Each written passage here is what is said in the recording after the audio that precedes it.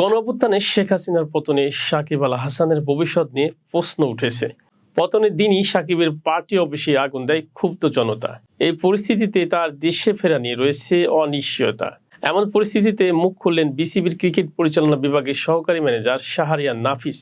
বুধবার বিসিবিতে গণমাধ্যমের মুখোমুখি হয়ে সাকিব ইস্যুতে শাহরিয়ার নাফিস বলেন, সাকিব আল হাসানের আগামী 12 আগস্ট পর্যন্ত অনাতিপত্র আছে। 13 আগস্ট তার দেশে আসার কথা বা আমাদের কাছে রিপোর্ট করার কথা।